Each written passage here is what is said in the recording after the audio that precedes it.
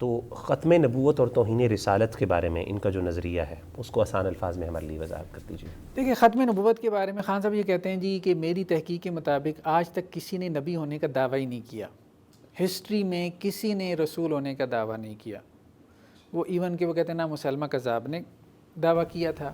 اچھا، اب مطلب دلیل ولیل تو ہے کوئی نہیں نا۔ اسی طرح وہ کہتے ہیں جی غلام احمد قادیانی نے بھی جو ہے وہ نہیں کہا تھا کہ میں نبی ہوں، اس نے صرف یہ کہا کہ میں ذل نبی ہوں، میں نبی کا سایہ ہوں۔ اچھا، اب اس کے لیے اتنا کہنا کافی ہوگا، میں نے یہاں پہ حوالے دیے ہیں کہ یہ خود ان کی اس فکر میں بھی ارتقاء ہوا ہے، ٹھیک ہے۔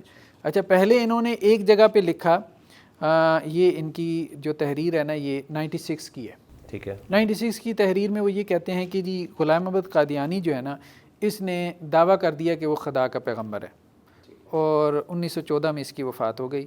اس کے بعد اس کا بیٹا جو ہے مرزا بشیر الدین اس کا جانشین بنا، حالانکہ یہ بھی تاریخی طور پہ غلط ہے۔ اس کے بعد اس کا وہ جو نائب تھا وہ نور الدین بھیروی تھا۔ خیر، بہرحال آگے چل کے یہ لکھتے ہیں کہ جی 2011 میں کہ جی غلام احمد قادیانی کی وفات جو ہے وہ 1908 میں ہوئی۔ پہلے لکھتے تھے 1914 میں ہوئی، پھر کہتے ہیں جی 1908 میں ہوئی، اپنی تحریر۔ اب ان کو بھی نہیں پتا کہ غلام احمد قادیانی کی وفات کب ہوئی۔ اور اب وہ کہتے ہیں کہ جی میں جہاں تک سمجھا ہوں کہ اس نے کبھی یہ دعویٰ نہیں کیا کہ میں خدا کا پیغمبر ہوں۔ پہلے تحریر یہ تھی کہ وہ یہ دعویٰ کرتا ہے میں خدا کا پیغمبر ہوں، پھر تحریر یہ بن گئی کہ جی وہ یہ کہتا ہے کہ میں خدا کا پیغمبر نہیں ہوں۔ حالانکہ دیکھیں واضح طور پہ ایسے دعوے آن دا ریکارڈ موجود ہیں، اور احادیث میں بھی جو ہے وہ تصدیق ہوتی ہے۔